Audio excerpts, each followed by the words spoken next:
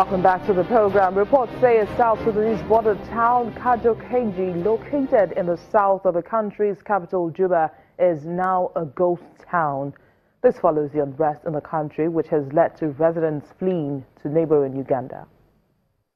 Reports from a refugee office in neighboring Uganda indicates that the country has been receiving an influx of up to 4,000 South Sudanese refugees every day for the past 1 week. Kajokeji's Police Duty Chief Inspector James Kunyo pointed out that they were there to maintain law and order. A few days ago, most people of Kajokeji County have run to Uganda due to insecurity happening in the area.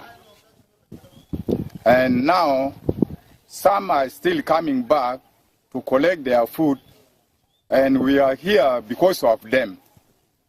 We are just guiding them in case of anything. We don't want them to lose hope.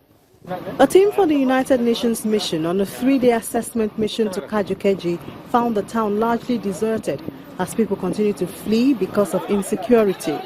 The team, comprising experts in human rights, civil affairs, gender, relief and protection, arrived in Kajokeji to conduct an on-ground assessment following clashes between the army and opposition groups. During the 3-day in Kajokeji, the UNMISS team saw armed men in the area, some in uniform and others were dressed in civilian clothing. As residents continue to flee, some seem to return to take with them what they have left behind that is important. People are coming to take their food one by one. Some are fearing to come. And those who cannot manage to go to refugees, they are still here. We are together with them. And they are also requesting the government at least to provide security for them. A majority of those who have recently fled to Uganda are women and children, and they say their situation is difficult as they've witnessed fighting, shooting, looting and even raping of women. They also say they have no water or food and are sheltered under trees. Those who have fled seem to be in the same predicament as those who remain. An appeal by the Duty Inspector of Police is requesting for humanitarian assistance. For now, as Kajokeji, which means calves in a crowd, continues to empty out, the area, which has been traditionally known for its abundance in cattle, goats and chicken, may continue to empty out because of continued insecurity. In North Africa, the flotation of the Egyptian pound last November is providing a boost for exports of Egyptian vegetables. Experts say the products are now more competitively priced on the global market. Egypt's agricultural exporters are seeing a surge in demand and finding new foreign markets only months after the currency was floated, with many rushing to expand capacity to keep up. Egypt's pound has roughly halved in value since the central bank abandoned its peg of 8.8 to the dollar on November 3rd, making Egyptian fruit and vegetables look cheap and attractive to foreign buyers. بالنسبة للصادرات الزراعية المصرية November's flotation of the currency gave a push to the Egyptian agricultural producers and exporters. So if we pay attention to the last 3 months of last year, we'll see that agricultural exports have increased by a lot, by rates higher than previous years.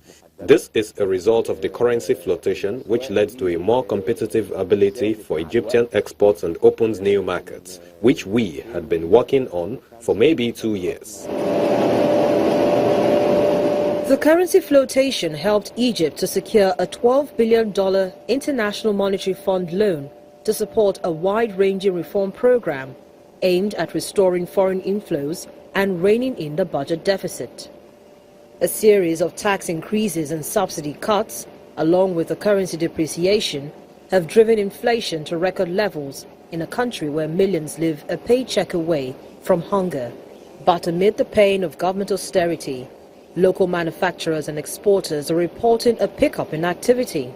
Exports of Egyptian vegetables, fruits and legumes amounted to $2.2 billion last year, and reports say it would likely rise by about 15% in 2017 as a result of the float.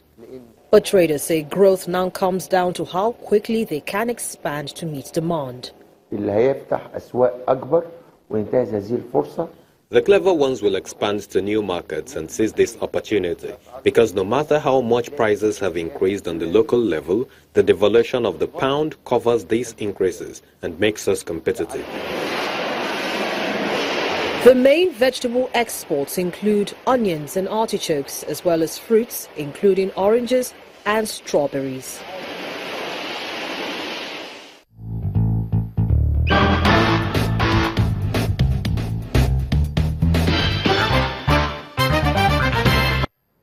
Various governments across the world have recognized the role that information and communication technology can play in socio-economic development. And that's why the Lagos State government is revealing plans to set up 500 coding centers in public and private schools across the state ahead of the launch of the Code Lagos initiative in April 2017.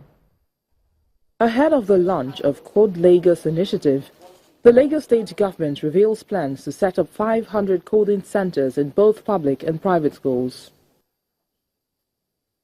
The initiative is targeted at equipping at least 1 million Lagosians with the skills of computer programming, aimed at making the state the technology frontier in Africa. Special advisor to Governor Akiumi Ambodi on education, Mr. Obafela Bankulemo, in his address, explains how the coding initiative fits into the plans of Lagos Smart City Development. Lagos is a city of 23 million people. We are currently the 5th largest economy in Africa. Our target is that by 2020, according to the governor of Lagos State, we want to be the 3rd largest economy in Africa. For us to do that, it's critical that different sectors in our economy contribute effectively to that. And we're confident that the science and technology is a critical part of that, of us achieving that objective. As you know, technology has become an essential part of our economy, and technology advancement, the pace of technology advancement is fast and also increasing. Therefore, we see this initiative as a key to unlocking the competitiveness of Lagos State in the global economy. We're happy to partner with them because we believe that not only will this benefit the economy as a whole, but when you think about the participants, this increases their employability. It assures the transition from education to employment. In order to provide equal access to knowledge for all Lagosians, regardless of their socio-economic status and location, the first phase of the initiative will be setting up 15 centers in low-income schools. We're going to be setting up coding centers in all our public schools and private schools, both secondary and primary, our tertiary institutions, our public libraries, and also community centers. That's our plan. That's how we intend to get these centers out there. We're also going to have an online platform to this, where you can go online to learn how to code. The registration and screening of facilitators for Code Lagos is ongoing, and at the end of the process, 1,500 facilitators will be selected and deployed to centers across the state.